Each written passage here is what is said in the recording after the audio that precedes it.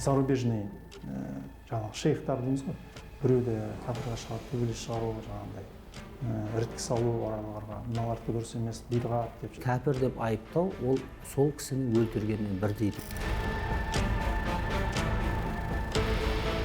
Исламды және пайғамбардың сүннетін бұл жеп көрсету. Міні жоқ дінді, міні бар қылып көрсету.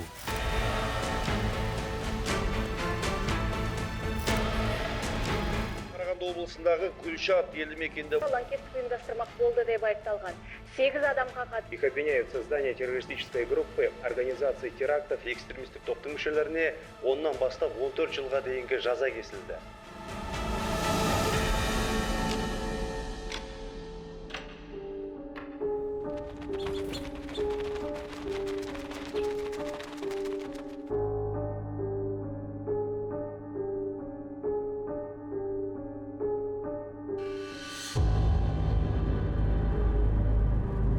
Органдар келіп ескертті, қайда кетіп барасыңдар, билет алдын, паспорт алыпсың, жасапсың ғой деп айтты. Жай қайда бармаймыз деп олардан өтірік айтып жібердік. Біздің ойымыз Сирияға көшіп кету ғой. 8 адам тұтқындалдық. 8 адам болды. 2 туған ағам бар, 1 жиенім бар. Сол бір семьядан 3 ағайындымыз ғой, сотталған негізі. Біреуі Спамбетов Бауыржан, оны да лидер қылды, мысалы 14 жыл берді оған. Соң Қалашбаев кім?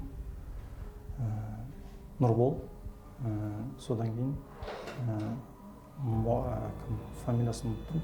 Мұрат деген кісі. Спамбетов Бауыржанды, оны пограничниктер границаны ұстап алады. Соң бәріміз по цепочке үйден алып кетті ғой. Думан 2016 жылы Қарағанды облысында террорлық акт жоспарлаған экстремистік топтың мүшесі. Бұлар ата-ана қарсылығына қарамастан Сирияға кетпек болған. Із жасыру мақсатында Балқаш қаласында бір мезетте бірнеше террорлық шабуыл жоспарлапты. Бірақ діттегендеріне жетпей тұтқындалды. Воинский часть бар ғой, Балқаш дейді. Соны өртеп жіберуге солай әңгіме болған ғой, негізі сол отырыста. Ортаншы ағам бар ғой, СВО жасаған ғой, оның жанындағы бала. СВО жасап, крышаға тығып қойған. Бұл задержание кезінде ол крышаға шығып кеткенде соны жаңағы іске қосып жүрген ғой.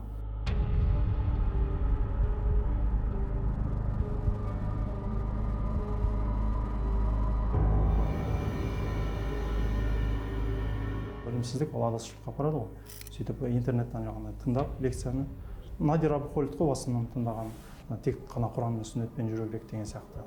Сондай мазхабқа қатты көңіл бөлмеу керек деген сияқты сондай мнениялар айтады. И соныкі біз дұрыс деп ойлап, намаз оқитын қазақ бауырымыз болса, оны жаңағындай кәпірге шығару деген сияқты сондай понятие болды бізде. Деструктивті діни ағым тұзақты онлайнда, офлайнда құрып қойған. Сол қақпанға діни ілімі аз, оңы мен солын танымайтын, өмірден өз орнын таппағандар көп түседі. Әуелде жанашырлық білдіріп көмектескен сыңай танытады. Мемлекеттік билік құрылымын жоққа шығарады. Мешіт имамдарын даттап, теріс көзқарас қалыптастырады. Отбасынан, ортасынан оқшаулайды. Мәзһабты мойындамайды. Қарсы пікір айтқандарды адасушы, кәпір, бидғатшы, тозақтық деп табалайды.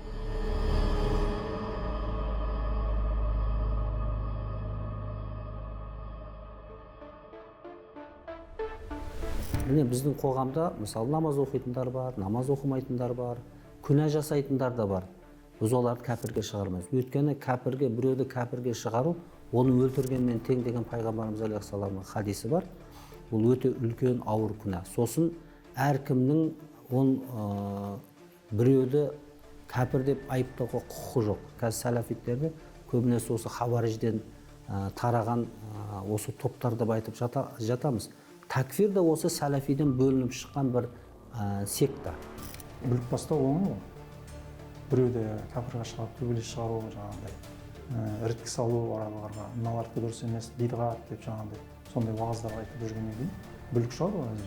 Псевдосалафизм идеологиясы ол жаңағындай зорлыққа, зомбылыққа апарады. Дінді зорлықпен қабылдату, адамға бір бұйыру.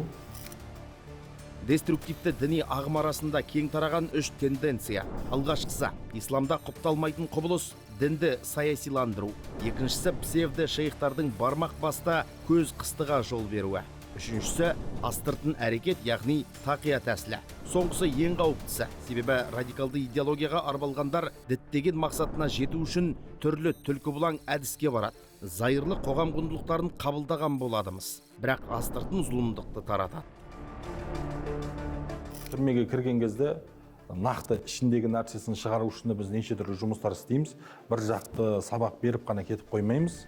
Мысал үшін, бүгін мен біреумен кездессем, міндетті түрде келесі аптада сонымен кездесуді қалаймын. Өйткені мен шұқып әр ай сайын біреумен кездесіп жүретін болсам, онда ешқайсымыздың тірлігімізде нәтиже болмайды. Тіпті солардың ішіндегі басын қосып, Құран сабағын бергізген кездерімізде болды. Ислам діні, ғылым діні, Аллах тағала ең бірінші түсірген аятты Пайғамбар саллаллаху алейхи вассалам оқы, жаратқан Раббыңның атымен оқы деді. Сондықтан да дінді бекем ұстанған адам, дінге терең кірген адам, ол ешқашан ғылымды жоққа шығармайды.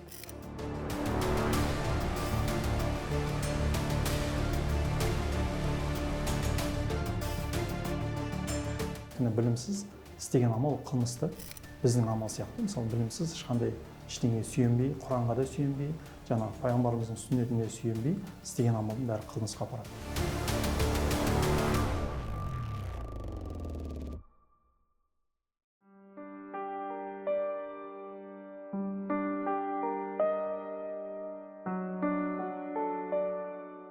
Енді әке-шешем тірі, Аллаға шүкір. Сол кісілерден ең бірінші кешірім сұраймын, өйткені жылап артымыздан іздеп қалды ғой енді бізді. Үшеуміз де бір үйден кеттік. Мемлекетке өкпем жоқ ешқандай. Өйткені мемлекет кінәлі емес бұнда. Мен өзім кінәлі, бәріне, өзім қылмысыма, өзім қателігіне, тек өзім кінәлі. Көппен жүрген ақылды адам шешімді жеті өлшеп бір рет кеседі. Ал қоғамды жіктейтін такфирлік топты жағалағандар эмоцияға беріліп, орны толмас олқылыққа бой алдырады. Дауыл соққан кемедей басын тауға да, тасқа да ұрады. Соңында бостандық деген басты байлығынан қағылады. Және бұл идеологияны еш уақытта ешкімді де аяған емес. Оған бір үйдің үш бірдей атпалдай азаматының абақтыға қамалғаны дәлел. Бұл болашағы мен баянды тірлігін ойлайтын әрбір адамға үлкен ой салады. Адасудың ақыры қасірет. Ал түзу жолдан жаңылдырмайтын құндылық білім мен сабыр.